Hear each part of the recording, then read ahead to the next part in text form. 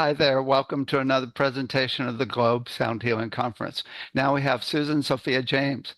Hi, Susan. Hey David, how are you doing? Good. Welcome, welcome. Thank you. Thank you. I'm great. I'm glad to be here. Susan brings decades of research and practices with sound, developing sound programs for diverse populations, and her mystery school. Her intuitive abilities contribute to accessing ancient sound patterns for healing, weaving resonance, connection, and coherence. What have you been up to lately? I've been working with different song carrier, song catcher groups where we um, use those different sound patterns, and it's a very profound experience, and it's fun to hear more voices join and feel the resonance and the changes in the group and within the space. Nice. Okay, here's the big question. If you had all the money in the world, what would you do to help people on the planet? I would invest it in a fund that makes a lot of money on the investment and take the proceeds and give everybody health care, fix all the water, fix all the pollution, um, and elevate all kinds of healing practices through sound and get all the animals that are in shelters out and heal the oceans. There's lots to do. Yeah, nice. Excellent. Okay, tell us about your presentation. My presentation is sharing different sound patterns that people can actually use. If they want to replay them and learn them, it would be great because they create inner resonance, and it's an ancient vibrational language that speaks to our souls and brings us into resonance and helps with our alignment and also stabilizing our neurological system so that we can engage more with our transformation. Mm, excellent. Let's check it out. We'll talk on the other side.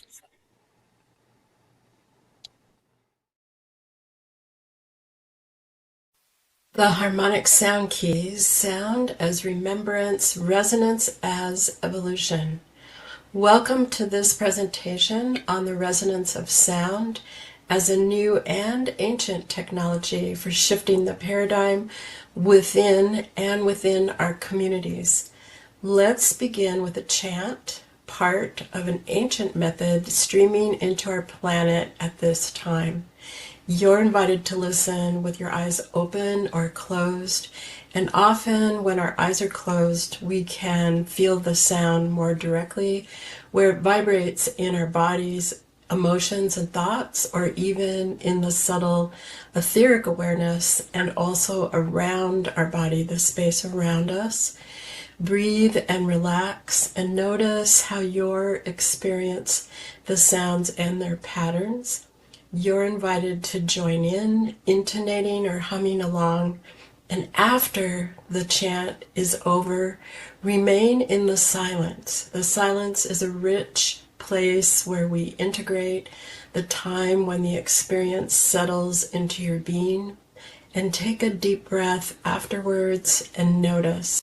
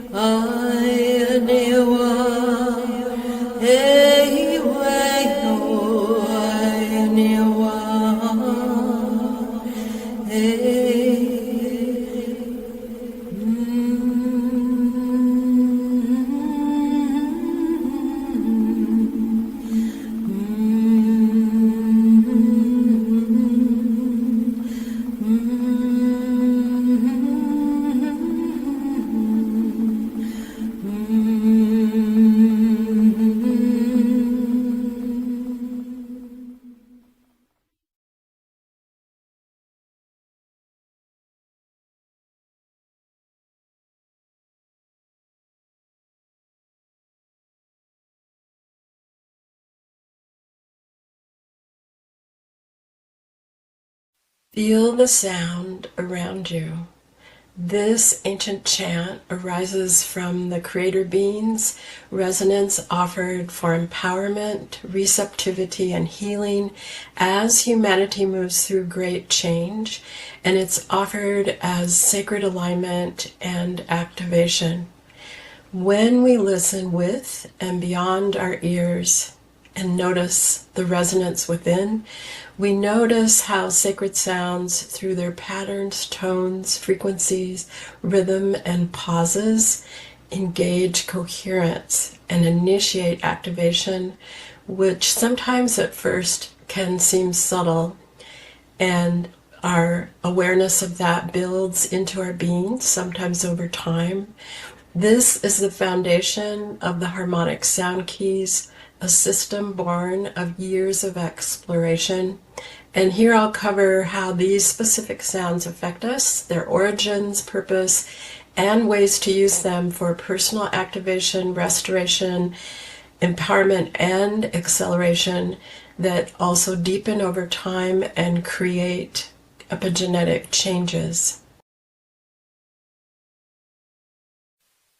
This is about the origin and lineage of this work. My background bridges the scientific and the spiritual. I've always been drawn to music and sound and singing since childhood, and found instruments and playing music really easy for me. And academically, I hold a doctorate in behavioral health, a field that integrates medicine, psychology, and systemic transformation. Alongside that, I trained as a medical hypnotherapist and began combining hypnotherapy with specific sound patterns of shamanic origin because I was studying with a friend of mine who was a shaman in the late 1980s. And because I'm clairaudient, I could notice the way the sounds affected people and hear different resonances in the environment. These methods evolved through work in addiction recovery, trauma therapy, mental health, and also with cancer and immune compromised people. I created sound healing programs for these different organizations because I discovered that certain sound frequencies shifted consciousness from ordinary awareness into deeper receptive brain states, from alpha into beta and deeper states, reducing vigilance, ego defense structures, and releasing trauma, developing inner presence and intuition and self-trust, and making profound changes. These same practices of shifting out of ordinary consciousness and accessing these deeper states were used with Dr. Andrew Weil's Integrated Medicine Fellows students and in my mystery school. I also did research with chronic pain patients in internal medicine with specifically selected sound patterns, some of which were Tibetan overtones, and this research was about pain and how the sounds affected people with chronic pain. The findings were profound. Participants experienced significant decreases in depression and pain levels, and another significant area for people with chronic pain is that the pain takes over their life and they have to manage their lives around the pain. And the research found that when using these specific only listening protocols, they weren't even joining in, the people gained control over their pain, and that meant control over their lives. And I always think that that research was for a short segment of time, and that with continued use, the effects may have been much longer. Alongside the clinical path, I studied with different important women. One was Jill Peirce, harmonic overtone chanting, and harmonic overtones training gave me the ability to have a way more heightened sensitivity to the presence of harmonic overtones in vocals as well as in our environment. I trained for 17 years with a Blackfoot medicine woman, healer shaman as an apprentice, and studied advanced remote viewing and location with Shirley Nelson, who used this method for her work with the Tucson Police Department finding missing children. And while the study with the shaman, healer, and also Shirley Nelson had nothing to do with sound, those experiences deeply widened my depth and understanding of the non-physical realms and deepened my listening and perceiving beyond ordinary reality. These all contributed to using and knowing specific kinds of sounds, chants, songs, and sometimes their correlating ceremonies are a bridge as a conduit of evolution. Notice if part of you already remembers this harmonic field not as concept, but as vibration moving through you, because this resonance is innately part of all of us. And I want to share this story that happened to me some years ago, and I'm calling this story the Hopi Song Journey. So a number of years ago, I traveled with some friends to the Hopi Reservation, which is in northern Arizona, right on the border with Colorado. And the Hopi have mesas and places of different towns that are aligned with the stars in the same places that the Egyptian pyramids of Giza are. So this gives you an indication of the depth of the ancient wisdom that they carry. We found a Hopi woman who was a guide who took us to different very special places on the Hopi reservation, and one of them was Prophecy Rock. And afterwards, we were invited into her home, which was a rare honor. And she shared her songs with us, and I shared songs with her. After we did this sharing, she asked if she might sing the songs I had shared, and I said yes. Later, I learned that in the Hopi culture, songs belong to those who receive them.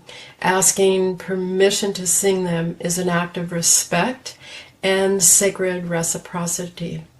And in that moment, I understood these sounds and patterns, the song, chants, they don't belong to individuals in a way, unless you decide that you hold them sacred and they're not for sharing. But many songs are to be shared with the greater morphinogenic field, and that they move wherever they're remembered and needed. This is the heart of the harmonic sound keys, frequencies, patterns, sounds, and tones that are re-emerging through resonance, not appropriation. The songs and chants are not composed, they arrive, they're remembered. They come through connection as transmission of the living field.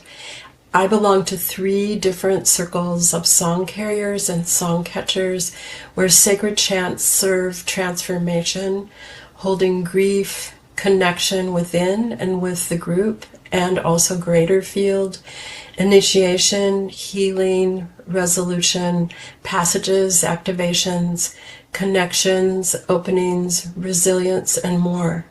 These sacred song chants can harmonize waters, places, and people as vast applications, creating new community and for facilitating transformation.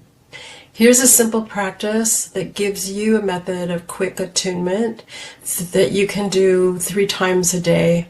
And it's humming a specific tone or toning this tone that resonates across your nose and sinus, this whole cavity area, where you can feel the vibration and find the pitch and make the hum sound. It can clear dissonance or discombobulation and restores alignment. It's also stimulating the vagus nerve, that releases stress while bringing in dopamine, oxytocin, and serotonin, the feel-good chemicals, connecting between the brain and the body. And I invite you to listen within as well and shut your eyes and notice the silence afterwards.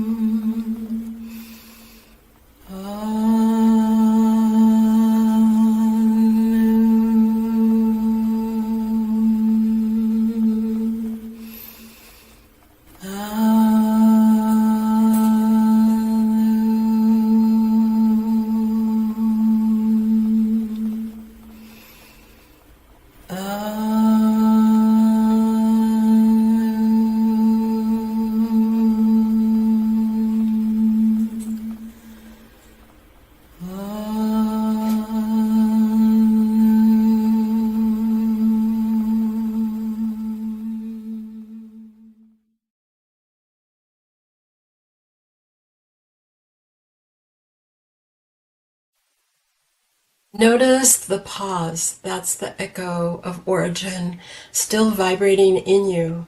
Sound is our universal language and means of communion rather than performance. And that is the energy of the harmonic sound keys. When I started working with sound for myself and applying it in the programs that I created, working with different people, it was long before science proved any of what I could innately see happening. And now we have research that has shown that there are something called an intense musical experience, an IME, where people have similar responses to near-death experiences and intense out-of-body experiences as profound life-changing events where they let go of things that they were doing before. They feel passionate about becoming a healer. They feel very aligned with universal guidance and completely change their lives and want to give back and be of service. And they have new insights about how the world and the universe, multiverse, works. Scientific studies also confirm what ancient wisdom always knew, although there weren't words in the way that science presents them. So one is that cortisol, the stress hormone, is decreased when listening or participating in specific sound patterns that releases trauma and changes the neurological patterns where the stress and trauma patterns are held. There's also simultaneously an increase in dopamine, serotonin, and oxytocin into our system that generates many different beneficial outcomes, including emotional regulation, inner harmonization, resilience and problem solving, interconnection, developing self-trust, diminishing anxiety and depression, and emotional regulations, and many more. And there also is a heart-brain coherence with vagal tone improvement, which also calms anxiety and restores alignment. And further, there is ability to access epigenetic changes, which is profound. Epigenetics means instead of having a set of outcomes that is predetermined or as expected in right now in the most prominent diseases like cancer, heart disease, diabetes, etc. When we use specific interventions that release cortisol and stress and also uptake dopamine, serotonin, and oxytocin, these specific sounds transform the outcomes, changing us within and changing genetic responses. So our whole being has that opportunity. And this is very exciting because at this time we have the potential and the tools and methods to heal trauma, our generational trauma, and also to extend that energy as we become ancestors and for all our relations that we have now. And this is very, very profound that we have that opportunity. So our body reorganizes around vibration, and there's a deepening resonance that's dynamic. Sound and rhythms within these sacred patterns deeply imprint our consciousness, and that's how we're able to restore and hold on to these energetic changes within. Coherence and entrainment are natural states of living systems, rhythms to remember. Here's a story that I love that illustrates this concept. A teacher went into a high school in New York City where the kids were not graduating and their scores were mostly D's, and they were the lowest school in the country. He taught mathematics in this underperforming high school using rap rhythm. The students' comprehension soared because the rhythmic imprint engaged neural patterns just as sound repatterns trauma. The students all accelerated in their math scores and changed their trajectory, and his name was Mr. Orozco. I'd like to bring that understanding into form and show you what it looks like in practice. This is where the harmonic sound keys come in. The harmonic sound keys are a living architecture of transformation. They function like a personal session that deepens each time they're used. There are 72 keys that you hold in your hands, each with 6 integrated layers. And I will explain how the keys work. And first I want to tell you about the layers. So one layer is beautiful art, and the second layer is the symbolism that it accompanies the art in each key. And then the third layer is their activation statements that are designed to resonate and activate through and beyond our cultural, societal restrictions. And number 4 is there's a narrative explanation that explains the symbolism and the meaning of the image and the meaning of the statement. And then 5 is the actionable practices that are for the physical body, mind, emotions, spirit, and also the etheric awareness that engage these different layers with methods that offer tools that deepen also over time with use. And then the 5th layer is each key has a sacred sound element, either a chant, what I call song chants, a meditation, and or a story that resonates with the key's meaning that's specific for that key and offers intention and a method to engage the energy of that particular key for healing, activation, release, alignment, and deepening, and more. Each key is designed at multiple levels with visual, auditory, kinesthetic, emotional, intuitive, and etheric aspects, creating a multi-dimensional learning experience. And each key connects to an online portal containing all the layers for deeper explanation. For this gathering, I selected a key that I got intuitively that's for everyone listening and including myself. I accept permission to not know and trust not knowing. Sometimes we don't even know we need permission because of our cultural programming, and that going beyond that cultural programming can be going back what we expect as our limitations from ourselves or our families. And whether it is ourselves, we're now receiving permission from ourselves, our higher self, our guidance, our relationship with the cosmos, the great spirit, omnipresent, creator, mother, father, goddess, God, whatever word or relationship that you have. And because I drew the card, we're accepting permission, which means to step into this and absorb the process. Not know and trusting not knowing has another visual image, which can be holding on to a trapeze swing. And as it's swinging in midair, we would be expecting the other trapeze swing to be there so we can leap to it. There's a pause of not knowing or seeing the other empty trapeze swinging.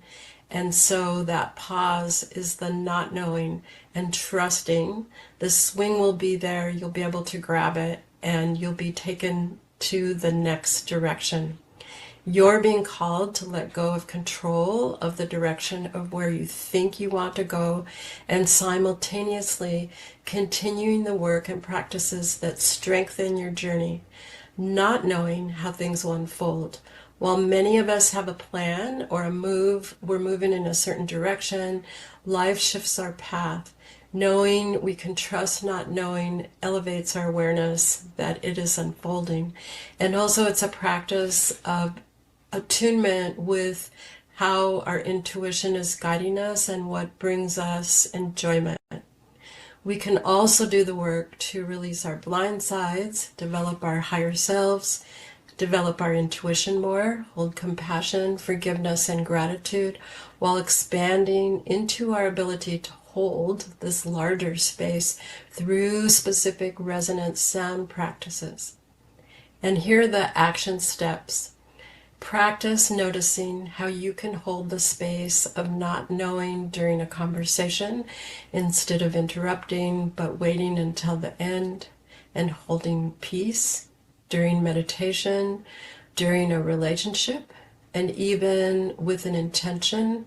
And also engage in practices where you can identify your intuition and where it resonates within you, and developing that awareness of being led. This breathes space into these events and moments that develops this ability of bigger trust. So the little steps build into the big trust. And each time you go into the keys, it's like an individual session, so you go deeper each time. Trusting not knowing means surrendering the illusion of control, trusting that the next step will appear. When we hold resonance, we accelerate our ability to notice, to be present. Intuition arises only in the present, as we cannot get it in the past or the future. And intuition is a feature of trust, of a deeper level of trust of our being in the present moment. And I'm going to share with you the sacred chant that goes with this key.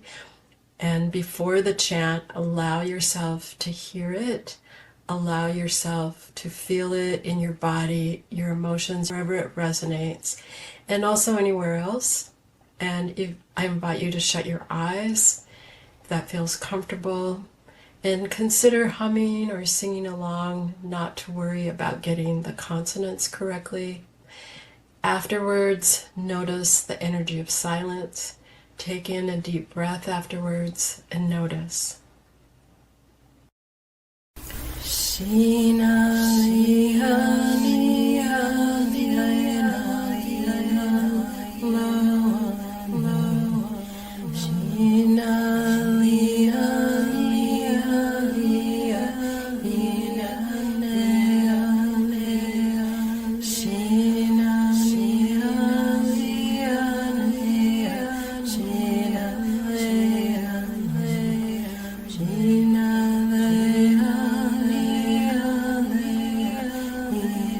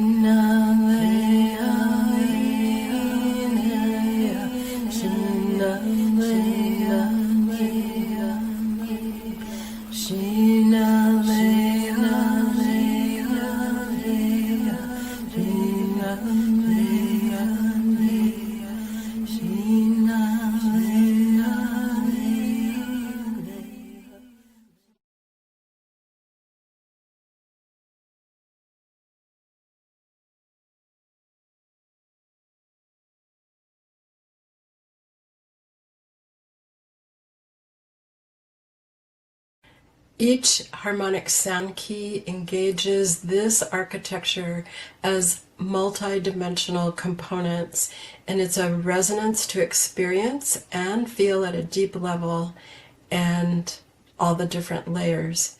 In reading this key and repeating all of the above, I am realizing how this has entered my life to even create the harmonic sound keys.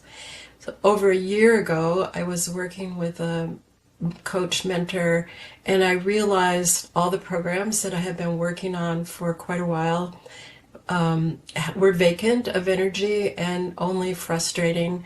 And there were many layers of letting go related to websites, work, connections, direction.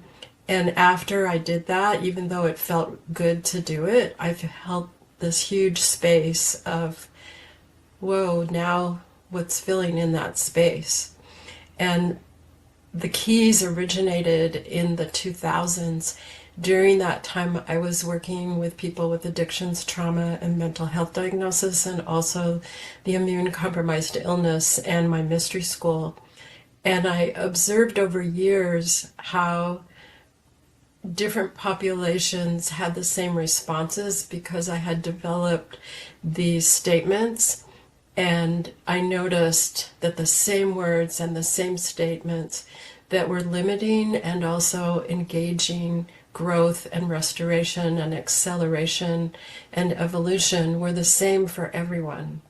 So for over 25 years, there was no further evolution. I just put them away.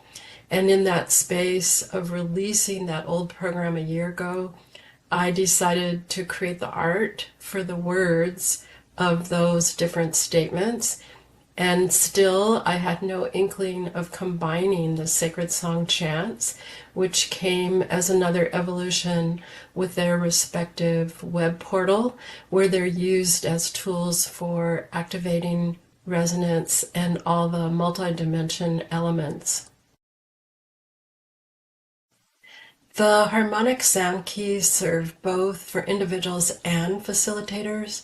For individuals, they develop that luminous coherence, insight, emotional regulation using the sounds, developing intuitive clarity and interconnection, problem solving and resilience and insight, release of neurological trauma patterns, and activations, as well as the opportunity of acceleration and higher level evolution. For facilitators and therapists and group leaders, the harmonic sound keys provide all of that and a guidance system that gives harmonizing of groups, creates entrainment, and stabilizes the collective coherence. And when coherence stabilizes within one nervous system, it entrains others, families, clients, and communities. This is how sacred sound becomes social evolution. Ask yourself, where could resonance replace action? Where could coherence lead instead of control? When we pause between breaths, we find balance, and in that still point, a new possibility opens. This is how specific sacred sounds become social evolution and contributes to opening to greater possibilities and building the new. I seal this field in coherence. Please join in or hum softly. I invite you to shut your eyes to notice where the sounds resonate within and around your being. And at the end, there'll be stillness, and tune into that rich stillness for the merging of the sounds. Take a deep breath afterwards and notice.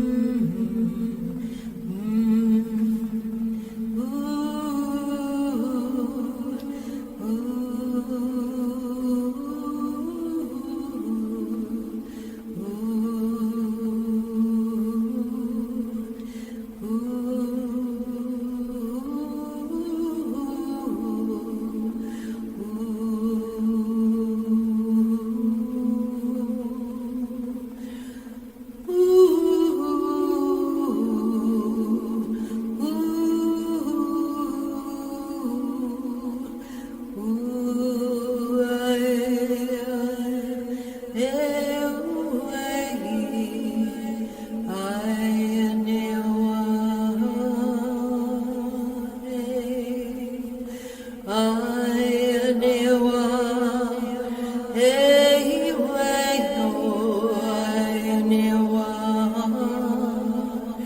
Hey.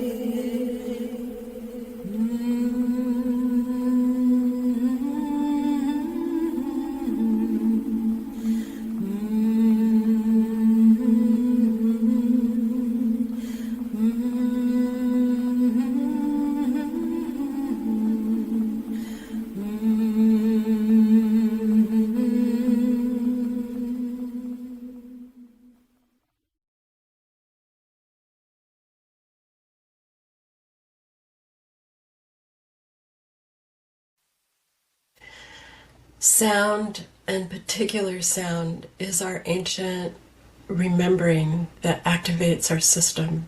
Resonance is the method, coherence is the outcome. For anyone who wishes to share their experiences with the chants or have questions about the song chants, you can reach me at Susan at transformationalwisdom.com. To further explore the harmonic sound keys, you can find them at transformationalwisdom.com and sign up for updates, special invitations, upcoming live sessions, and their release date is mid-December. Thank you. May your resonance guide you. Your voice recordings put me in the zone every time, every time. Thank you. So when did it happen that you switched over from being a therapist, so to speak, to the shamanic intuitive side opening up? You know, I actually think it was the reverse. So from as a child, you were really intuitive? Oh, yes, and my first, I think my drawn naturally into studies that are not allopathic or Western. That's just sort of that's where I am, and the other stuff is uh, way more challenging for me because there are so many parts that are like that you have to kind of abide by restrictions and belief systems and toning yourself down a bit to fit into that model, How at would you least for me. How would you tell somebody how to open up their intuitive side? Um, there's probably different ways to do it, and maybe they all come together. One of them would be to um, to use sound regularly that they enjoy, like just a tone, so that they can release any tension or discombobulation, confusion, anxiety as a regular practice, and then also to be willing to work on their blind sides, the places where we're not aware of, where we're holding trauma and dealing with their trauma, and also to start making there's actually a term for it. It's called an intuitive timeline, where you take a horizontal piece of paper and you write down times, if you can remember a year or a date or how old you were when you had an intuitive experience, and start writing them down as you remember them so you can see actually the times when they were operational, see patterns, and also to note what kind of intuition. And that helps one to focus on it, and also to start to notice where it's occurring, and then also to the sound helps us to become more resonant in our body so we can feel and sense our intuitive abilities, and they are really part of our being in the present moment. So if you're in the present moment, that's where intuition occurs. So if we're have trauma responses, our intuition is harder to access. So the more we're in our present, we are able to trust it. So intuition is also an aspect of self-trust. So they're all kind of woven together. Nice, nice, really good answer. So you're talking about, I'm working with the kids. We've created a whole curriculum for kids, and you were talking about the rap was really helpful for underperforming high school students. Right. Why do you think it worked? One, because those students already listen to rap. So that was something they already loved. It was their, it was something they resonated with and it spoke to them. And two, because it's repatterning our neurological system to intake information. It's really an old method that try ancient groups of people, like indigenous people who didn't have writing. There was a person in the tribe who was designated to learn the whole history, and they would repeat it, or like a bard. And it's because of the singing of it that it retained in their memory. So it creates memory retention. Excellent. Yeah. Stable, consistent vibrations. Yeah. I love what you said about trusting, not knowing. I think this is a big problem. Um, it's for a lot of people because, I think of uh, not knowing as kind of like chaos. Oh, You can because it's like there's no form, right? It's like, and it could be bad chaos, it could be good chaos, it could be beautiful, but it's kind of so the trusting is like the stable, consistent vibration that overcomes the not knowing. yeah, that's an interesting way to look at it. Right. It's really, yes, trusting the universe, trusting yourself that you're consistently doing the practices to hold you in alignment and feeling that as resonance. Yes. Well, it's really nice listening to your talk and all of the sound you did in there. It was really beautiful. It Thank you. I really, really appreciate got it. me in the zone. Great. I appreciate your comment very much. Well, anything you want to share before we end? That particular key, the I trust not knowing is part of it's just one of the keys in that whole new program that I'm working on that I'm excited to get out to the world soon, in probably mid-December. Cool. What's your contact info? Oh, the website is transformationalwisdom.com, and my email is susan@transformationalwisdom.com. Great. Great. All right. Thanks for all you do. Thank you, and you too. Okay. Bye. Bye.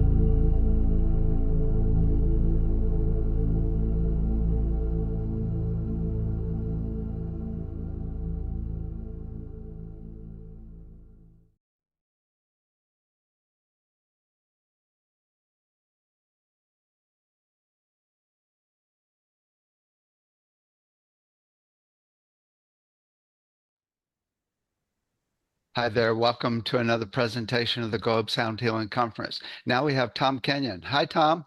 Hey, David, how's it going? Good, good. Welcome, welcome. Tom Kenyon holds a master's degree in psychological counseling and has over 40 years of clinical experience.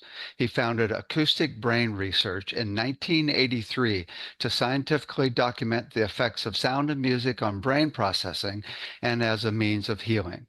He's the recipient of a Lifetime Achievement Award by Who's Who in America for his contributions to the fields of psychoacoustics and sound healing. What have you been up to lately? Meditating, taking walks, trying to avoid the news. Uh, it's dangerous out there, huh? It's wild. We are going through a major shift, and I don't know what we're shifting to, but it's in motion.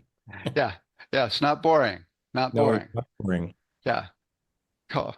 Okay, here's the big question. If you had all the money in the world, what would you do to help people on the planet?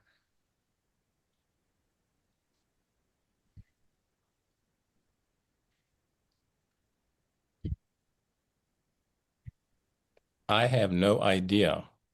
It's a total blank. I have too many inputs coming from so many different levels. I think the solution to help people in our world is a combination of course, benevolent economics and education, and somehow shifting the paradigm from not just we exist because we think, but also we exist because we feel. We somehow need to find a pathway back to our empathy, our capacity for empathy for each other, because that's a higher expression of our mammalian potential.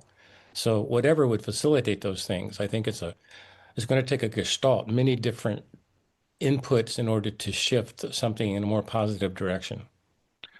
I think you're on the path already with your combination of psychology and also complete woo-woo, right? Yeah, I right. mean, you're able to get people, and from the recordings you've gotten, I've gotten into a total zone where I'm one with the universe. In fact, I actually play one of your recordings, A Ethos, in Yeah, my classes to actually help people get into oneness.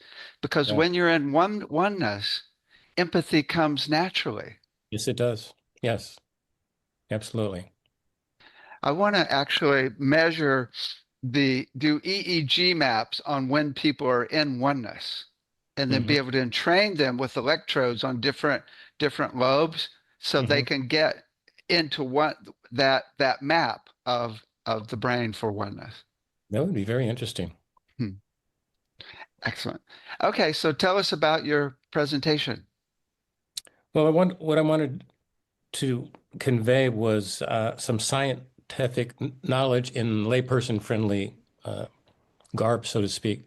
And I was talking about the neuropsychology of sound healing because it's extraordinarily interesting and profound how sound enters the brain through the ears and moves through the neocortex and through the body pathways, creates cellular changes, we know. And so the presentation is about some of the main markers in the brain map, so to speak, as we entered the brain. Where does the action take place, and what science is discovering about these potentials? So it's very exciting because one of the things that standing out in brain research is that when you make a small improvement in one area of the brain, it cascades often and creates positive changes in other areas of the brain. So the more areas we can bring to bear with positive energies and intention and method, the more potential we can access as human beings. Excellent. Let's check it out and we'll talk on the other side. Hi, I'm Tom Kenyon, and I'm here to talk about the neuropsychology of sound healing. And this topic has been dear to my heart since my undergraduate days when I began to look at the sciences that deal with the brain.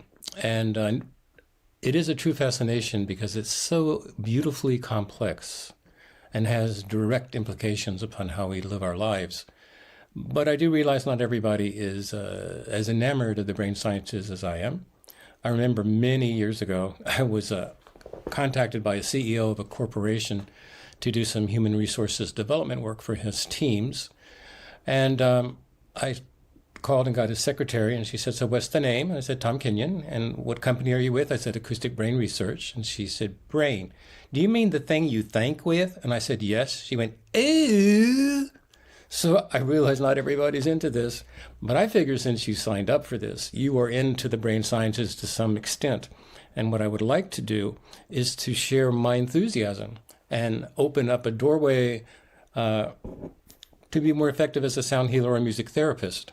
So I put those two together, sound healers and music therapists. Music therapy is a little more structured in how it approaches things. Sound healing is, in some of its outer permutations, is a little more loosey-goosey, but they're both using sound and how the sound interacts with the brain and creates our experiences. That's the nexus point of what we want to look at. So to give some context historically, this is called the ABR man. I had this developed in, get out of the way. Here we go. ABR man is over here. And so he is a depiction of how I viewed the nervous system at the time that I had this commission, which was in the mid-'80s. And you can see that this is an androgynous figure. She is wearing a set of headphones going down into a universe that is being created between his or her hands. At the center of the head is the pineal gland, and I did not realize it at the time how important this would be. It turned out to be significant in the brain science arena. And then we have the throat chakra, which of course is connected to our capacity to make sound. And then the thymus gland in the center of the chest connected to immunity. So the idea was that through the use of sound and music, we can affect the orchestra of the universe that is our perception of ourselves and the world. So that's what this is. This is a internationally copyrighted image, so please don't steal it. Okay, so let's hop to the next thing. This is a diagram, an illustration of a nerve cell. It is not a microscopic view of it, it is an illustration. And you'll notice there's a gap between these two structures. These are two neurons meeting. And where they meet, there's a tiny little gap. And the neurotransmitters that are traveling through the nerves to create the experiences we have to jump a hurdle. And there are unbelievable numbers of neurological connections in the brain. And every time you think a thought or anytime you make a movement or some change in your perception, their little neurotransmitters had to jump the hurdles to make the next neuron carry the message forward to where it's supposed to be. And then this is another illustration of a neural network. And over here, the top part is the lit up part is the nexus where the neurons are being activated, and all the other neurons are waiting to be activated.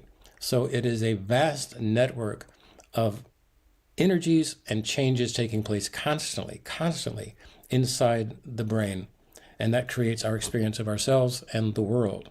So let's jump in to this a little deeper, but first I'd like to mention that you do not need to understand how the brain works in order to be an effective sound healer or an effective music therapist. It's like driving a car. You don't have to understand how the engine works. If you know how to drive, you just get in the car, turn on the ignition, and off you go. You don't need to know. But if my experience of my own journey here is that the more information I gather and integrate, the richer my map becomes and the more effective I become. And that's why I'm sharing this information with you, in the belief that you will be able to take elements of this that you resonate with and empower you as a practitioner.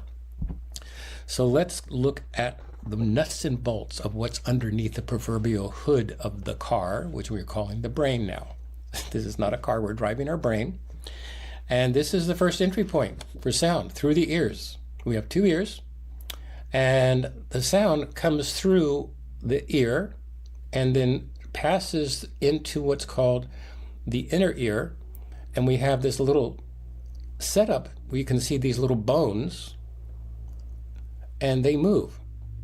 The sound impulse travels down through the ear canal into this area, causing the movement of these tiny little bones, and then they literally kick a fluid container that has little cilia, little fine hairs that actually produce the sensation of hearing the sound.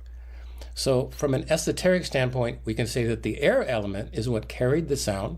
The air element carried the sound into this area where the bones are, and they vibrate. And so we're having air element meeting earth element, and then the earth element affects the water element. And that's what creates our perception of hearing. Well, let's look a little deeper into this. Once the signal goes through the ear and activates those neural pathways, they all converge into what's called the auditory cortex. And this is where the sounds vibration that has actually created a movement in water, remember, in the inner air, and that movement of water is actually stimulating the nerve pathways. This is really fascinating. It's not looked at like this in the sciences per se, but I think there's some value in looking at this from an esoteric standpoint in addition to the scientific standpoint. And the esoteric standpoint is this is significant. The air element has moved the earth element, and the earth element has created a movement in the water element, and then this has created an exchange of information into the auditory cortex. And this is where we have this sensation of hearing. Well, the brain is like an orchestra. There are unbelievable numbers of neurons in the brain, and each of them are organized based on the moment of conception and the moment of and the time frame it took for development in utero. So in real estate, there's a concept called location. Like where you wind up is very important. Same thing in the brain. Location, because when you were a little zygote and a little embryo floating around in your mom's intrauterine sea, you had something called stem cells. And stem cells are undifferentiated cells that can reproduce themselves and create neural networks. And so where one of these arrived in its migration, because these are migrating up and through the brain to create the symphony orchestra we're calling our experience, these stem cells will go to different areas of the brain in their migration. And where they wind up determines what they are. So if they became sound neurons, they would form in the auditory cortex. Then there is, right now, I'm using something called language to communicate these concepts to you. If you understand English, then you understand what I'm talking about. If you don't understand English, then you don't have the neural networks yet for that language. But that capacity to interpret language and hear language in a precise manner is on the left side of our brains. They're about the size of 2 quarters. And those nerves are responsible, those nerve pathways intersect with each other. And that's what allows us to understand language, to make language and to understand language. 2 quarter-sized neurons are responsible for this in the vast symphony of the brain. So, and if the stem cells wound up in the back of the head, they would be in something we call the occipital area. It's just where the vision centers communicate, so we have the sensation of seeing. The eyes, of course, take in the light, transfer that information back to the back of the brain into an area called the occipital area, and this is where we have the experience of seeing. So if your eyes worked perfectly, but the neurons in the back of the brain were not functioning very well, you would have problems seeing. And the other thing can happen where the back of the brain is working fine, but the eyes are having problems. So this is all a very complex interplay between sensory information. So as I mentioned, the stem cells are really extraordinary in this phase of development because it is the groundwork for what we build everything on. Your groundwork was built when you were in utero and your early childhood experiences and all of your other experiences you've had up to this point in time. So let's take a look at another fascinating way of looking at the brain. This is a PET scan, and PET scans measure oxygen consumption in the cells, and specifically sugar. because the brain's primary fuel is sugar, not cane sugar, but a simple sugar. And what this shows is that you have the resting state here, and I'll show you a better angle in a moment. And then if you have language, you can see on the left side of the brain, it's lit up a bit. That means there's more activity in that area of the brain. It's kind of like if you went over a football field at night with a helicopter and you could see people with their iPhones and the lights that's coming through the stadium lights, and you could pick all that up and you could say, well, there's more activity in this area of the stadium than this area because there's more light. So kind of like the PET scan's doing that. So it's saying that when you hear language, the left side is responding. When you have language and music, you have both sides, they're lit up, and then you have music. If it's just music or sound, it's the right side, and we're going to get into that because it is significant. So this particular PET scan is on the website Acoustic Brain Research. If you go in there, you can read about this further. What I want us to extract at this moment in this presentation is that where the sound winds up and how it is interpreted is all based on neural networks. And the beauty of this is that we now know that the brain is plastic, meaning that it can change. It's malleable. It used to be thought that when you were an adult, you were stuck with what you got. That is not true. Not true. I apologize for the notifications on my computer. I tried to turn them off, but the little bastard wouldn't participate.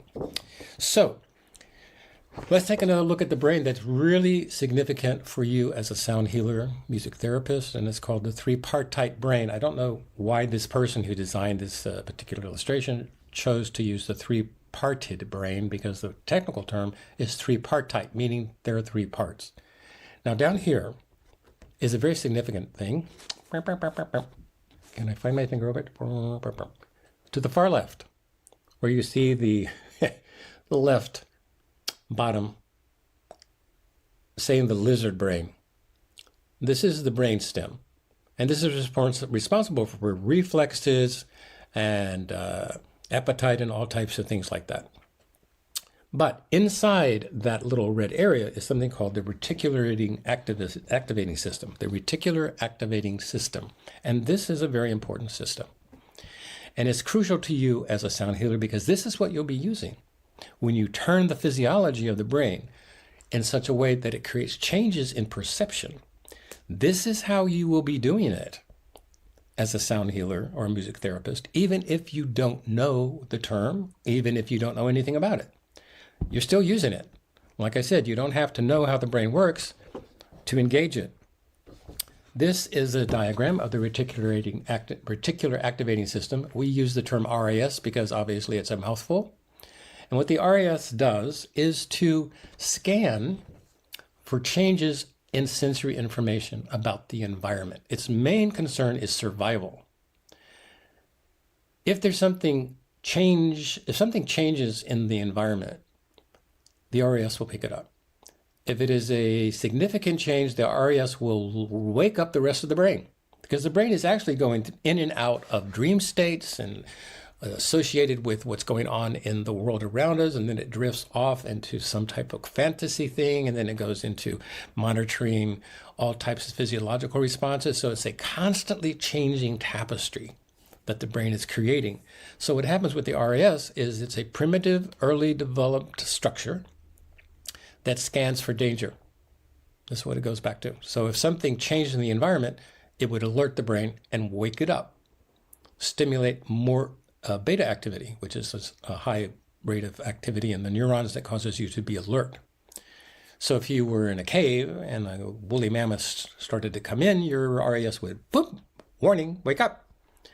And so that's what the RAS does. Now, if the signal is continually the same, like a drone from say a crystal bowl or a Tibetan bowl or a drum or a flute or anything that creates a sonic field, if that information, if that sensory information is the same, repeated without variation, the RAS goes to sleep. it stops processing because there's nothing important to pay attention to. What that does is it opens the window into altered states of perception. And this is one of the keys that sound healing produces and music therapy produces. So when the RAS gets something new, hears something new, it will wake up the brain and come out of an altered state. If it's a continuous pattern of sensory information, it tends to self-sedate and says everything's cool and the brain can go party and can play whatever it wants to play in the symphony of the mind. The same thing, it's very similar to at night. I don't know if you've ever had this experience when you're driving at night and those little dashes in the middle of the road that separates the two lanes. And let's say you're going 60 miles an hour. If you're going 60 miles an hour and you're not changing your speed, those little blips will go by beep, beep, beep at the same rate. If you're tired, don't do that. Don't look at the lines. Don't look at the dots in the road other than to stay in your lane. Because if you look at them too much, you'll become hypnotized and you'll go into an altered state because the RAS is self-sedating.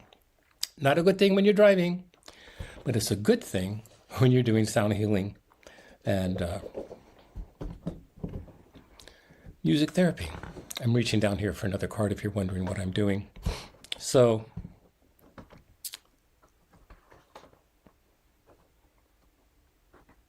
let's take a look at some EEGs. And this is a fascinating story around these guys. This is back in the 80s, and I was approached by a CEO of a company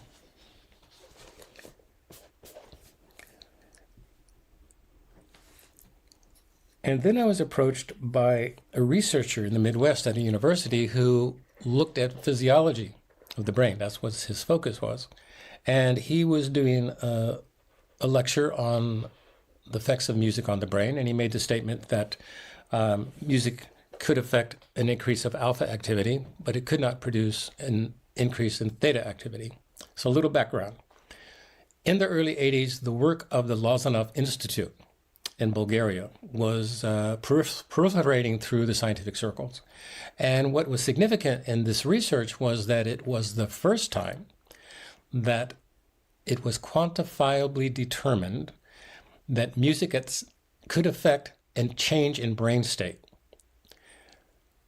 And what occurred was when Dr. Lozanov had his subjects listen to largo movements out of Baroque music, which is music at about 60 beats per minute, it caused an increase of alpha activity. And this, at the same time, in the field of psychoimmunology, we were beginning to see, other researchers were beginning to really look at how alpha activity could be used as a stress modulator, because when you have an increase of alpha activity, you become relaxed. You're still aware, but you're relaxed. And that allows something called the parasympathetic nervous system to engage. And this is one of the critical things you're able to do as a sound healer and a music therapist, is to create an opportunity for a person's innate balance point, called the parasympathetic nervous system, to engage. So to give you an idea of what this work looks like, we have two types, we have many aspects to our nervous system. But in this particular aspect, something called the sympathetic nervous system engages action. It's what makes you move to make things happen. The parasympathetic nervous system calms things down. So if you have too much of a sympathetic response, so you're stressed, you're overburdened by stimuli, you will start to produce a lot of beta activity, and it can have a negative effect on cellular processes if it continues too long unabated. So what happens with the parasympathetic nervous system is when that gets engaged, heart rate goes down, respiration goes down, blood pressure goes down. There's a decrease of stress hormones and an increase of positive hormones like endorphins. I love endorphins. They remind me of dolphins. So the endorphins. The parasympathetic nervous system is critical to this process of healing. And it's innate in the human physiology and nervous system. And all you're doing as a sound healer or a music therapist is to activate that system through the use the intelligent and creative use of sound. So coming back to the EEG that I was going to talk about here, I got a letter that we're talking about. These are the days before internet. I know some of you watching this can't imagine what that was like. Things were just slower then, a lot slower. And so I got a letter, and it was from a professor of physiology at a Midwestern university. And he included 3 EEG samples. And what he said happened was that a student of his, in his class, when he made the comment that theta cannot be produced by music, a student of his raised his hand and said, "Sir, I beg to differ, but I have a cassette tape here made by something called Acoustic Brain Research that does just that." And so this was a great example of the scientific method. He didn't balk at it. He said, okay, well, let's bring it up here and test it. Let's see what happens or not.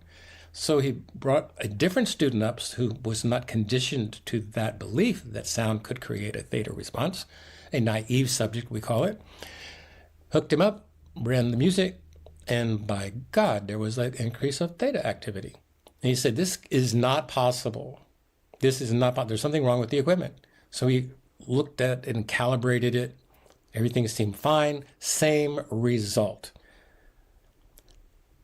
Now, this was years ago, and as I recall the story, he actually called in the company rep to look at it, and they took it apart, put it back together, and said it's working fine. So he went a little deeper in his observations.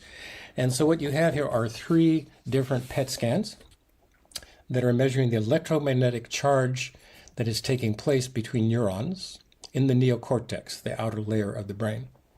And these are there's a link in the resource page that I have made available. It will send you to Acoustic Brain Research, and you can look at these in detail. What I just want to point out briefly is the changes in color are changes in activity. So this is a baseline activity, and that's where you have a person close their eyes, because approximately 80% of the sensory stimulation of our brains comes through our sight. So when you close your eyes, everything kind of settles down. So that's called the baseline. And then the next one is what occurred while the music was playing and the radical changes taking place, showing an increase of alpha and theta activity both. At the end of the recording, that's the wrong card. Where did we go? Here we are. At the end of the session, there was a sudden burst of theta activity at the crown center. Now, this is really interesting because it just so happens that one of the universal points for measuring electrical activity, electromagnetic activity in the brain is through a positioning of electrodes in specific locations. And one of them is at the crown, the top of the head. And that went off the scale. It's just like a sudden burst of theta. That caught his eye because he had been studying yoga. He'd been studying the sutras of Patanjali and knew about the chakras. And it blew his mind. It just blew his mind. And so he wrote to me, "Tom, help me change how we view the power of music to affect the brain." So that was an example of the scientific method and how it got used in a classroom. And I find that all very interesting because this is all human exploration. So this is probably a good way to segue into what I call the magic doorway. This is the doorway. Thank you, notifications. I don't need you. So this is something I call the magic window, and this is what you're using as a sound healer music therapist because sound and music can change brain state. There is no question about it. So down here we have the top here is alpha activity, and we are in the 8 to 12 hertz or cycles per second, and that is relaxed awareness. And the athletes use this and they call it the zone. Because in the zone, there's a coordination between your brain and your body, between your mind and body. You become more coordinated and more centered. You're relaxed but aware. And it's been found that it improves athletic performance. It's also been found to improve academic performance, by the way. And then as you go slower, as the brain waves go deeper into this lower state, which is about 4 to 8 cycles per second or hertz, you have this amazing amalgam of experiences that arise. This is called a waking dream. In a waking dream, you are awake, but you're also having dream activity. And when you enter more deeply into that dream activity, other aspects of your mind open up and start to be activated. So theta is the magic window.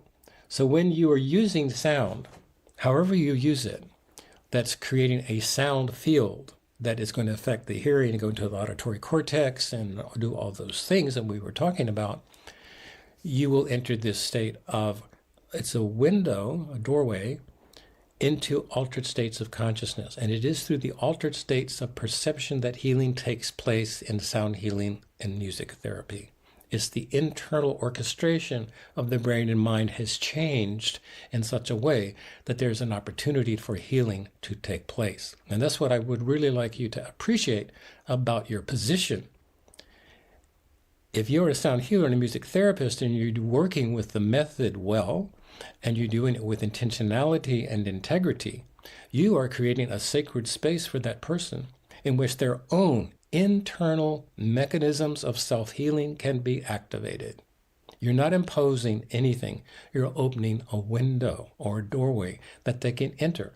Well, how deeply they enter into it, who knows? It all depends on the person and their history and their belief systems. But as a sound healer or music therapist, you're creating an opportunity for healing, and that's what I would like to really convey to you, is the significance of what you are doing. So when a person enters these states, these altered states of perception, sometimes extraordinary things can happen. So you may have already, if you're a practicing sound healer or music therapist, you may have already had these types of experiences, but I'd like to share one with you. Many, many years ago, I was working with a cancer patient, and she was in immense pain. And the beauty of the process was that she was able to modulate her pain so that she no longer felt it with the intensity that she had felt it originally. So this was a major shift in her brain's organization, that she could use the internal networks of her own brain to modify her pain inputs. Very significant. But what I found interesting in this example was I had talked to her beforehand about her beliefs and where she was in the process of this cancer and healing. And she had a very strong pull to Sedona, and she had been there several times, and she found it a very powerful place for her. So in the sound session, I gave her a suggestion that she was going to be sitting on a boulder in Sedona that she found healing energies were emanating from. And so then I'm just making sound. I'm using my voice, I'm using the drum, I'm using a crystal bowl. I'm creating a sound field that is opening these changes in the brain, so there's an increase of alpha activity and theta activity. When it was over, a single tear came from her eye, and she dabbed it with the handkerchief, and when she opened her eyes, I said, "What happened?" She said, "The pain is gone." She had no sensation of pain. This was the ability of the brain-mind system to create a healing response. She eventually died from the cancer, but she's told me that the pain was not an issue like it had been. So this is an example of some of the potentials that can be reached when you're using sound and music. So since I mentioned this little change in her perception, that she was, in her mind, when she was on the boulder in, in Sedona, the world disappeared. She was not in my office. She said she was in Sedona. All of her sensory information was telling her she was in Sedona, sitting on a rock that was sending healing energies from the earth that she drew up into her spine and into her brain. And she said that's what was so amazing. It was so vividly real. So what qualifies something as real when we talk about the brain? Ooh, this is a fascinating topic, and I could spend a lot of time talking about it. So I'm going to try to condense something that's very, very important into little tidbits so we can grasp it, because it's extraordinary what's happening. Okay, looking at the brain. This is a side cut of the brain. And you can see something called the pineal gland at the top, and there's an arrow that points to where the pineal gland is located. The pineal gland is located at the back of an opening in the brain called the third ventricle. And the third ventricle is one of many ventricles in the brain where cerebral spinal fluid rises up and bathes the cells of the brain. Every time you sleep, your brain is going into this modulation, creating the waves of cerebral spinal fluid to purify the brain of toxins and helps with long-term memory. The ancient yogis of India called this the cave of Brahma. It's the same thing. At the back of the third ventricle is the pineal gland. At the front is the pituitary, the master regulator of the endocrine system. So the yogis and yoginis said this is where we are creating our reality, our perception of reality. The pineal gland is very interesting, very, very interesting. Sir Isaac Newton thought it was the seat of the soul. Researchers now kind of debunk that, but it is becoming more clear that this is a very significant part of the brain. It's the only cellular structure that has crystals as part of it. And it acts differently than other parts of the brain. And so I would refer you to the research biologist, Dr. Bruce Lipton. He's the preeminent researcher in this area, and he says that the pineal gland is actually an antenna.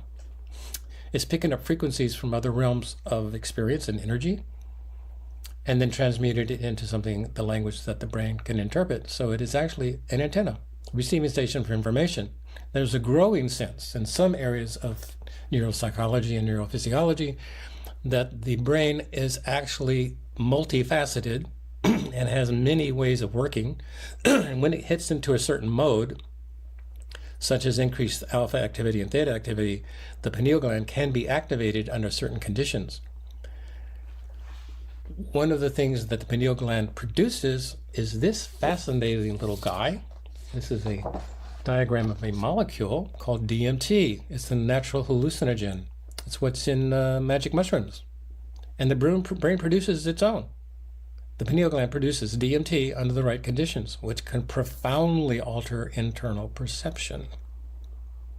That's what I want us to really look at in a moment, but I'm so excited about where we're going next. I jumped over something I should have covered. DMT, okay, that is what is being produced in the pineal gland under the right conditions. The brain is a master pharmacist. It produces all types of pharmaceuticals, and one of them are endorphins, and it also produces pain modulation substances. So when my client that went into an altered state and thought she was in Sedona, she thought she was in Sedona from that perspective. I could say she thought she was in Sedona. From her perspective, the brain was saying she was in Sedona. It's not that she thought she was in Sedona. No. She was in Sedona. And that created this cascade of biochemicals that her brain started to release, pain modulation chemicals, getting high, feeling good. The endorphins were swimming all over the place. And that created a healing response for her that she was able to take into her life and use as a resource. So that modulation of the brain for all of these different aspects, you have access to that. It's part of your innate gift as a human being. And as a sound healer and music therapist, you are facilitating others to discover the inner terrain of their own healing. And that's how I would like to, construct the idea of sound healing in general in music therapy, is you're not imposing anything. I don't think that's a good way to work. I think what you're doing is opening a window, an opportunity for their own internal healer, their own internal mechanisms of elevation to be activated. That's the great gift you're giving people. So,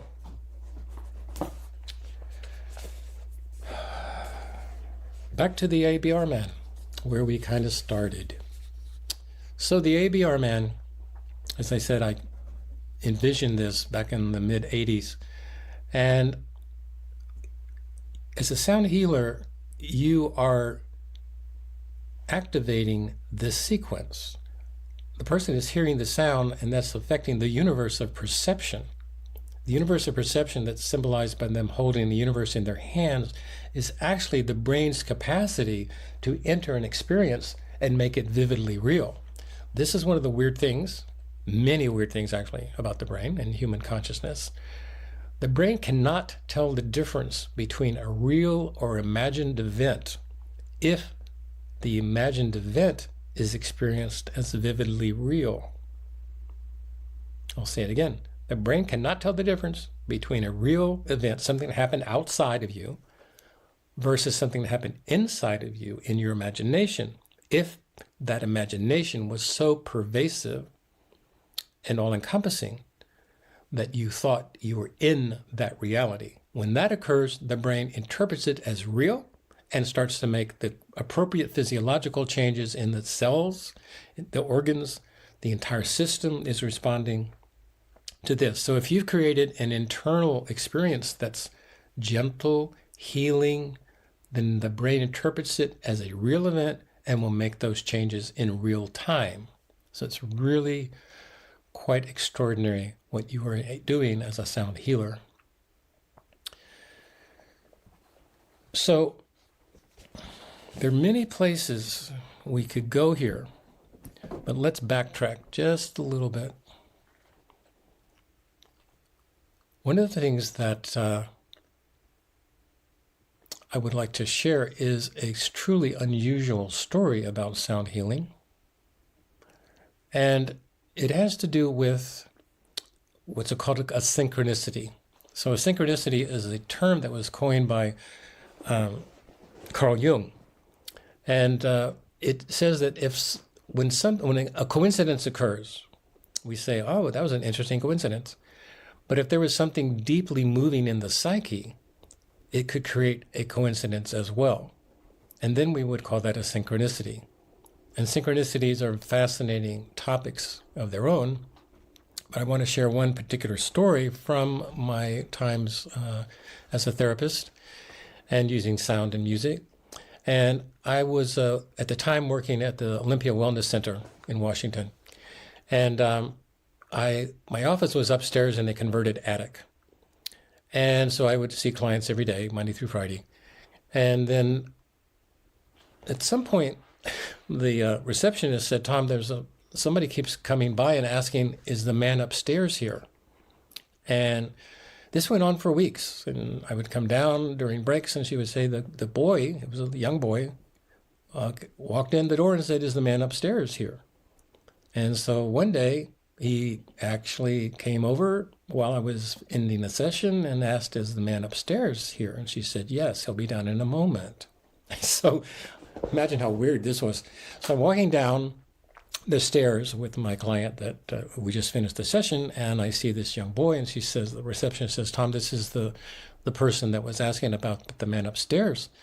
And he said to me, could you see me? And I said, sure, because I had a break between clients. So we go upstairs, and I have a chair a lounge chair that I use with clients because it had a handle, and if they pulled the handle, the lounge chair would extend out, and they were relaxed in this prone position, and it made the facilitation of altered states easier.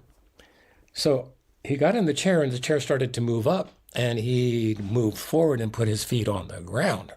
So this is about an 8 or 9-year-old boy, maybe 7, somewhere in that territory. And he didn't want to have anything to do with that. He had an important piece of information he wanted to share with the man upstairs. Mind you, at this point, I didn't know who the man upstairs was that he was referring to. So his feet are on the ground, and he says, I have a problem. And I said, what is it? He says, my dad lost his job, and we're very sad, and I need your help. So under Washington state law, I had to, first of all, determine if he was experiencing child abuse, because if he was, I would have to, by law, turn him into Child Protective Services. But fortunately, there was no abuse. It was just his dad was depressed, and the family didn't have financial resources like they had, and things were kind of constricted. And so then it came out that his mom always talked about God as the man upstairs. She would say, if there's a problem, the man upstairs will take care of it. The man upstairs will take care of it. So when his father was no longer working, couldn't find work, his mom kept saying to him, don't worry, son, the man upstairs will take care of it. So he went by, his house was a few blocks from the clinic, and he would walk by and see a man upstairs. So he took it literally. So a child, especially male children, tend to do this longer than female children, but they are literal. So in his mind, his mom was being literal when she said the man upstairs. So it became very clear to me that he thought he was talking to God. So I said, well, I'll see what I can do. And you could just see him relax because he knew, because his mom had told him that the man upstairs will take care of it. He knew with certainty everything will be fine. So he leaves. I'm sitting up there. I still have quite a few minutes before my next client. And I'm sitting there and I'm wondering, what in the heck do I do? And so in that moment, I deeply appreciated his courage to come forward and take an action like that. And I could feel the distress in his family. And I didn't know what to do other than to ask the universe, the big man upstairs or the big woman upstairs or the big party upstairs, however you want to look at it, to help them. No tradition, no meditation, no mantras, just pure consciousness, me speaking to the universe, help. Now, I don't know if this was a result of that little session we had, but it is an interesting synchronicity or coincidence, depending on how you look at it. A few weeks later, I had driven to work, and it was the first spring day.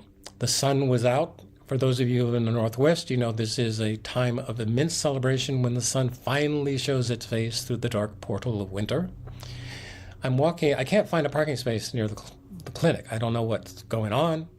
I've never had a problem, but I had to park a few blocks away. It just so happened that it was across the street from the boy's house. So I get out of the car, and here he comes up to me with a bike. And he says, hi, this is my new bike. I said, that's really great. You want to meet my dad and mom? I know they'd like to meet you. So this was a very awkward moment because they had no idea who I was. I doubt he told them that he went to the clinic and talked to the man upstairs. I don't know, maybe he did. But so I meet them and shake their hands, and your son's really great. So nice to meet you. And I go back to the office. So the beauty of that for me is that in the mystery of human life, in the difficulties that we all face, there is always a nexus, a potential for healing and miracles to take place if we are open to them. And I'm going to go back to one of the many benefits I think you bring to people as a practitioner of sound healing or music therapy is you're creating an opportunity. You're opening the doorway of perception, allowing them to enter a world where they feel freer, happier. And these create cascades of real cellular processes in the brain and nervous system that will improve the person's ability to cope with stress. Their immune systems will work better. Research shows that you also become more intelligent. So all these are really good things that you bring to the table as a sound healer or a music therapist. Great. Oh my God. It's so nice to have the left brain and the right brain working together. It is nice. So you got all the left brain stuff to balance out the whole right part. And we say it's woo-woo, the right part and all the Hathor thing and stuff, but it's really beauty and wisdom and everything. It's incredible. And to balance it with the left brain and bring it into being a human, it's like just excellent. Yeah. So So you said there was a couple of errors in your presentation. Yeah, I misspoke a couple of times. One was I pick up an EEG sample that I received from a professor in a Midwestern university, and in that moment I said this is a PET scan, which it is not a PET scan. I'll show a PET scan in the talk later. And essentially, when I say this is a PET scan and you see these little brain figures, you know it's not a PET scan, it's an EEG. Cool. Cool. And then the second misspeak was really not a misspeak, but I just want to open up the territory a little bit more. I mentioned that the brainstem is involved in appetite. That is true, but the nexus point of neurological activity for appetite control and satiation is from the hypothalamus, and the hypothalamus is deep in the brain, sitting right on top of the brainstem. So those are the two clarifications I would like to make before we go into this. Cool. Excellent. Thank you. You know, when you're talking about the brain and how complex it is and how amazing it is and beautiful, the I just was thinking just last month, the most amazing thing of all is that I can do this. Hmm. I can I don't even think. We don't even think when we walk. We don't No, think when we do anything. We do it. It's not even there's no thought at all and it happens. It's like before we it's like it's not even a thought and we move. right. It's a miracle. Yeah, we are walking living miracles. We're so used to it. We think it's humdrum, but it's really every moment's a miracle when you look at what is actually happening in our physical bodies, and that these neurons and all the cells of the body are functioning and creating movements of energy that give us life. And as you said, we walk, we don't think about it. We reach for something, we don't think about it. So much of it is automatic. Most of the brain activity and the metaphysical and physical activity in the body is unconscious. We're aware of a small sliver of what is actually going on with ourselves.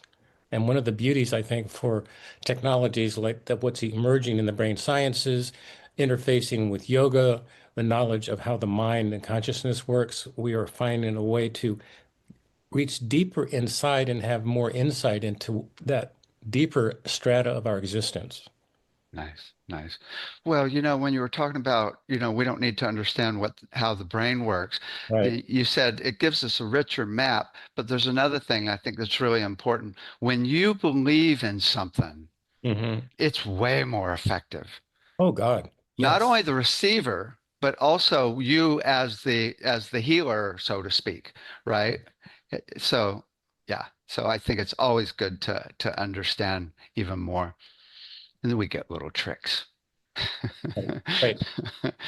There's another thing that was really interesting that just came to me when you were talking about how the sound starts as air, and then Yeah. the middle ear has the bones that actually translate it into well, those are earth, and they translate it into water. Yeah. But then it gets translated into electricity, which Yeah. then goes to the brain, that goes to the quantum world Yes. of understanding, and even all of emotions, the whole realm from there. It's like a whole nother realm. It splits off to physical, mental, emotional, and spiritual there. Right. And then it works the opposite way. Quantum realm comes down into the physical body. And so that's for me the very exciting moment in the sciences, looking at the details of how energy flows are taking place in the body. And some more and more scientists are looking at the energy flows from the quantum realm and that communication between the human and the quantum realm. That's really an exciting place. Right. And even the whole realm of nature. And even heart math talks about these frequencies that come from other galaxies that are zero point 0.1 cycle per second, which is where we go when we're transmitting love. Yeah. When Interesting how it all connects. there's higher beings up there sending us like love by a Yeah. frequency. Well, There's another thing that's really interesting when you were talking about stem cells, because I talked to years ago about a person that was really interested in figuring out the exact frequencies that actually trigger different types of stem cells as they go and do their job. wow. Has he discovered any? Has he or she discovered what that is yet? No, never went forward on it, but it seems like really, I mean, we could once we figure that out, we could just grow a new limb. It is a potential. We're not there yet, but that is a potential. Right, right. Okay, so the key part here of your whole presentation was the whole thing about creating a drone or repetition that puts us in the zone. Right. I always say the basis of all sound healing is a frequency humming consistently is peace. Yes. Right. Yeah. And so it's it's really critical because peace is good for you at every level. Your immune system works better and everything, including a stable, consistent rhythm. Yes. Right. Yeah. But then I look at your channelings where you do sound and there's something else going on, Oh, right? yeah, for sure. Right? I mean, a whole nother level of energy. And Right. some people look at it and go, "What the hell is this?" And other people that are tuned in at all go, "Oh my God." I remember the first time you presented at our conference and 18 years ago. Yeah. I felt like I've never been loved so much. I like all these beings were right around me in my seat with another 1,000 people there. I was feeling intense love of all around me. I'm like, what the hell's going on here?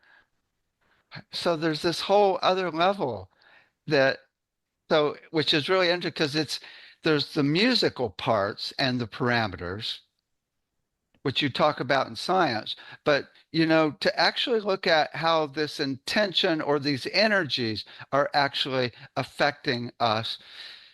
A lot of people look, I mean, often get stuck in the physical instead of the whole etheric and quantum realm that we are actually hanging out in even more, I think.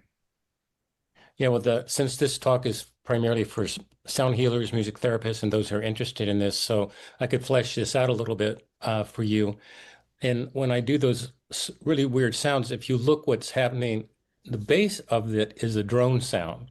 So I'm using the crystal bowl or a drum, and it's that repetitive, slow-moving waveform that essentially causes the brain to shift into increased alpha and theta activity, which I call the magic doorway in my talk.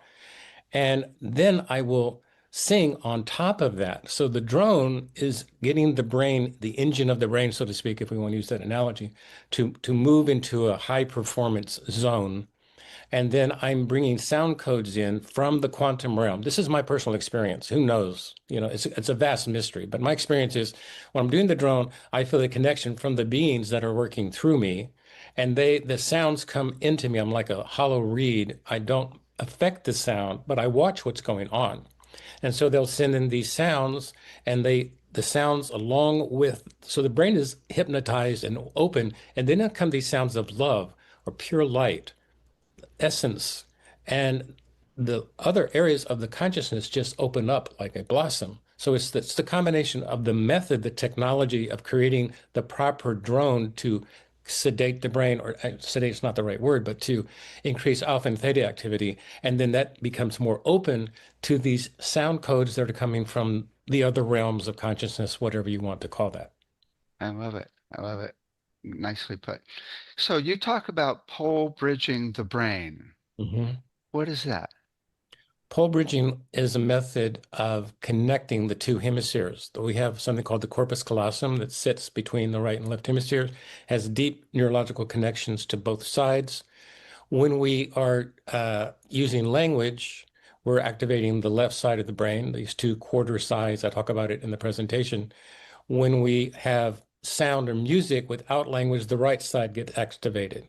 Now, we now know, it used to be thought that the left function and the right function were not connected at all.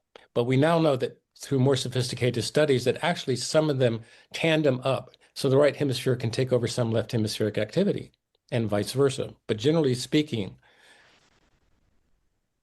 when you use the method that was developed by Dr. Win Winger, you are activating the corpus callosum in a unique way.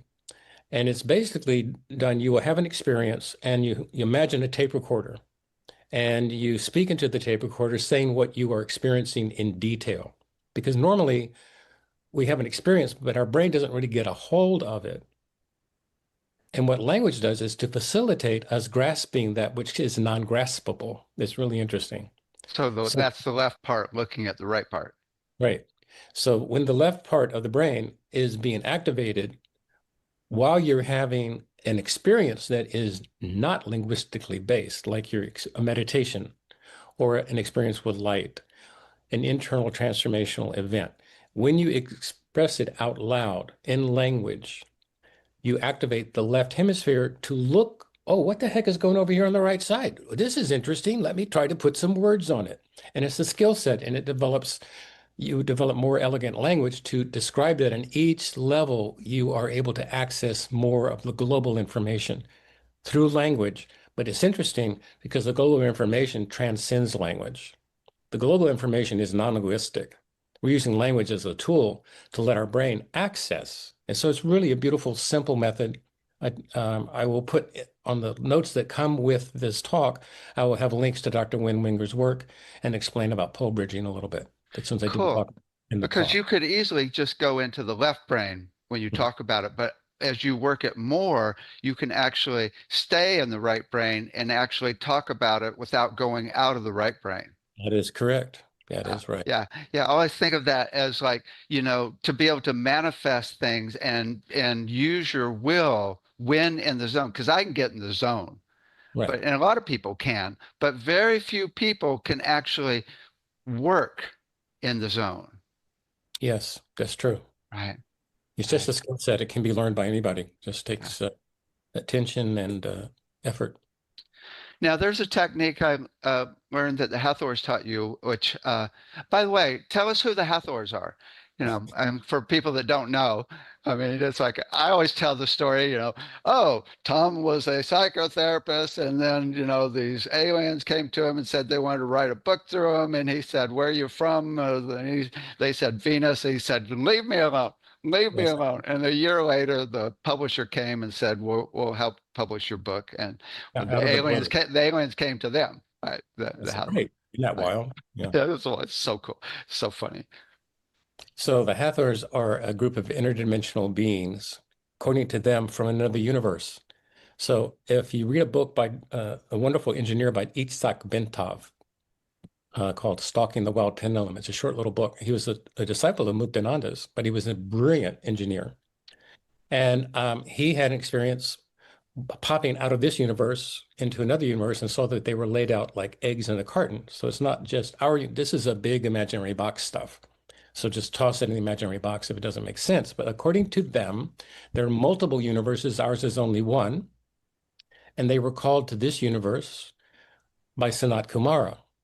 And Sanat Kumara invited them in and they entered this universe.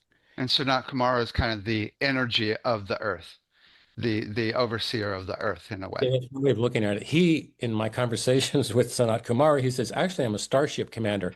People see me as an ascended, people see me as an ascended master. And he said, I am that, but I'm also a star cruise captain, admiral in the fleet. So what I found interesting was I was shown in, of course, my mind, in my mental experience, when the Hathors entered this universe. And they came in, their vessel looks like a nautilus shell, a spiral nautilus shell, just like a nautilus shell here on Earth. That's what their ship looked like. It entered this universe through the portal of Sirius, and they had no armaments. And Sanat Kumara is an Arcturian. Arcturians are warriors. It's the warrior class. They have unbelievable armaments on their vessels, and they were absolutely totally surprised that the Hathors had no armaments, nada. So they were escorting them to Venus, where they hung out for a while, and then they wound up in Egypt in the Hathor temple, the fertility goddess. And I asked the Hathors about that, and they said what happens is because of the way we are organized, if we run into something that we don't want to deal with, or something that's too negative, and then there is no resolution, we pop to another dimension. We just don't deal with it. I don't know, rhetorical or denial. Take your, well, verdict is out on that one, but hey. It's like, yeah, I love that. That's it's like, okay. And then what's cool is when you come back, you might see it from a different perspective. Yeah, for sure. So yeah, so you if people don't know, you've got so many channelings of different beings, including the Hathors on your site. It's so cool. It's like they may never come back once they check out your site. Oh my God. And there's this one technique that they taught you that is really that I use a lot, and that's the infinity symbol of light moving through the inside of your forehead. Right. And you just imagine it moving and you go both directions, and then you can do it front to back, and then you can do a circle inside your head, do a circle at 45-degree angle, and then you can imagine an octahedron, a four-sided pyramid up and down inside the head. You can even spin it different directions, and then you go outside your body and look back at it from different distances. Yeah. I like going to the moon and looking back. And it's so cool because it seems to really get things flowing and moving. It's like all of a sudden I'm present and kind of lit up. It's a really beautiful meditation. But you did studies that show it actually really helps the brain. What does it do for the brain? Well, anecdotally, when I first got the information from the Hathors about what they called the interdimensional consciousness training, which involves those geometries, um, they gave it to me, and I saw, wow, there were definitely changes, improvements taking place in my brain. But I was still highly skeptical. So I formed 3 beta test sites in the state of Washington, and I went to 3 different cities, people unconnected, and taught this for free to see what would happen. And people who were highly depressed were no longer depressed. There was a professor of art who was in a crisis because he was asked to do an art show and he hadn't done one in decades. And if he didn't do the art show, he'd be out. He was just totally blocked. And after going through this, he suddenly had inspiration because he could see, he walked into the studio and he saw something he didn't see before. And from my understanding, that's the interface of the neurology that's being affected and the quantum aspect, the part of the self that's outside of this drama of the human experience is somehow connected. And that allows us to see things in new ways. And I remember there was a woman who was heavily traumatized as a child, and she went through, it was the octahedron, I think. And she said, my back is on fire. She thought her back was literally on fire. And she said, I can feel my back now. I haven't been able to feel my back for decades because the trauma had blocked literally the nerve pathways in the surface of the skin of her back to protect her. And just doing this simple geometry undid something that allowed her to have feeling in her back again. I mean, it's extraordinary what happens with these simple methods. You know, the way I look at it is all that we are all music. The Yes, we whole are. body is music, the whole Yeah, universe is music, and it's all about smooth flow without blockages. So once you get that smooth flow going in the brain or in the head, then that actually it works at the quantum level, emotional level, physical level. It starts moving those flows. And so I'm looking at actually running that smooth flow through every part of the body, not only physically, but emotionally. Let it go, let it go. Right? Mentally, smooth flow is focus. yeah. And then Right. spiritually, smooth flow is source. That could be a very powerful combination. Wow. Wow. So, it was about 6 or 7 years ago that I was talking to a psychic and she said, the Hathors are here. And I said, oh, cool. I've seen them. They hang out at the school sometimes. And she said, they want to know if they can build a super highway between your pituitary and pineal gland. And I'm like, of course, go for it. Right. Absolutely. Right. The women to And do the work, let them do it. oh my God. It's like my intuition has gone off the deep end. I'm getting channeling. And here, let me show you this. I got a lower octave in my voice.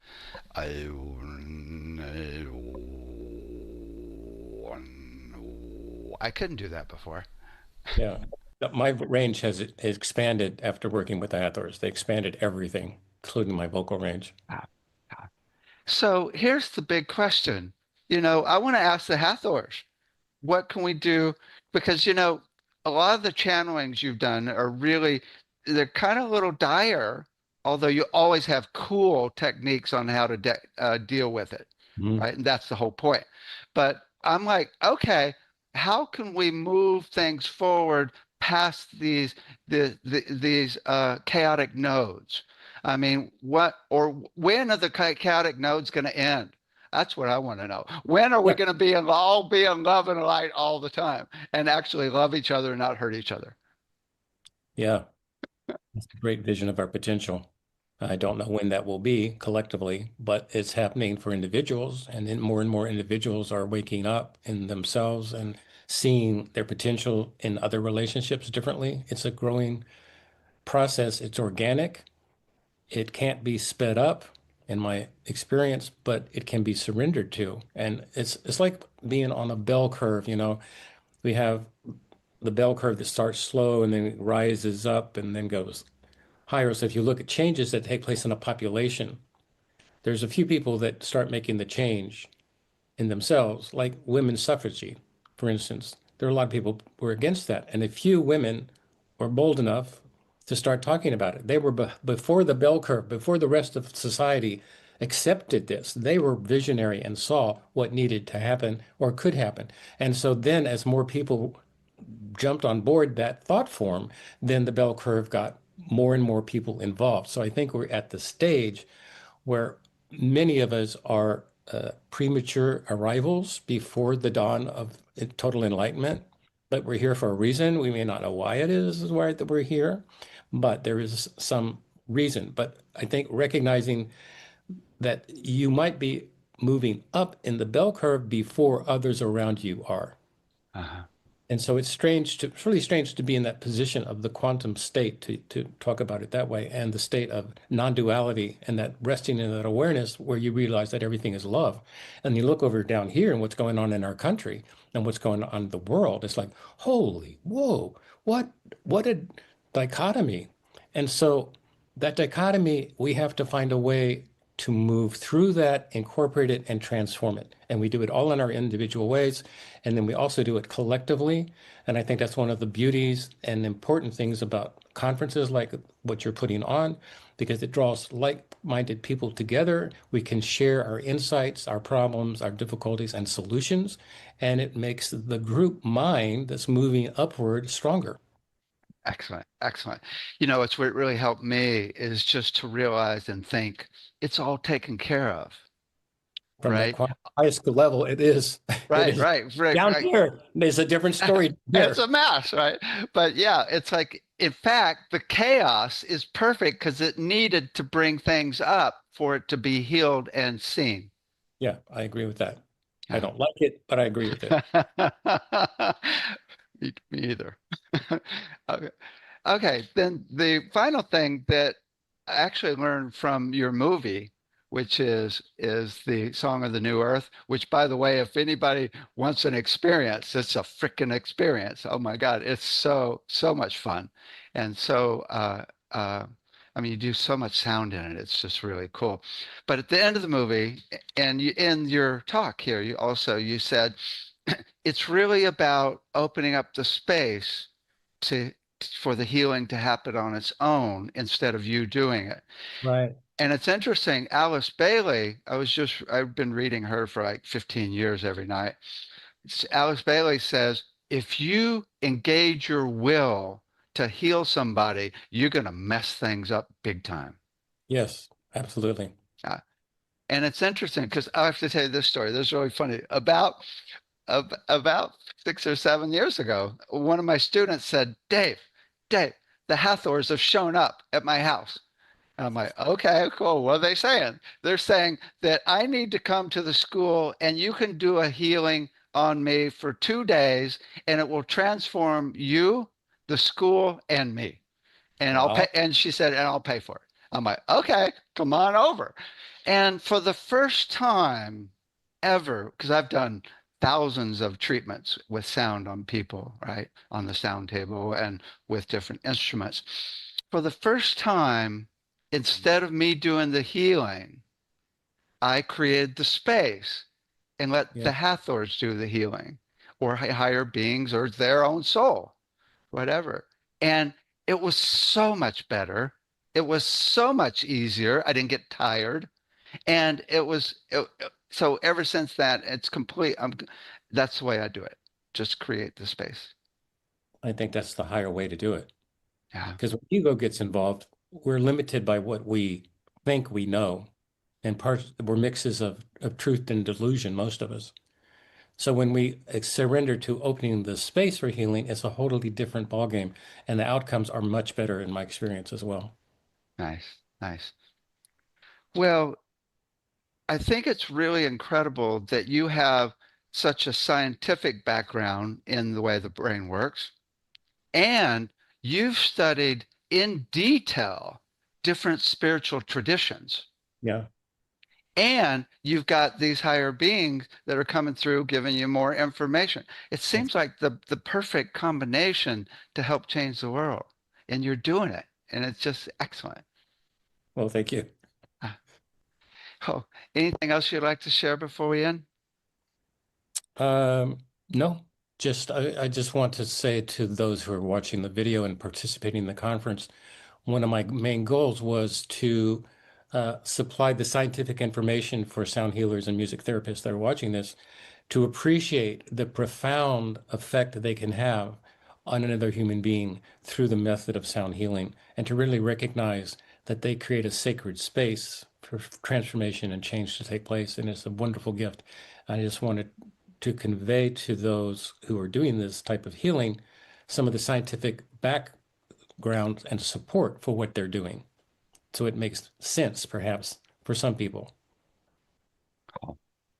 You can check out what Tom's doing, which is a lot, at tomkenyon.com.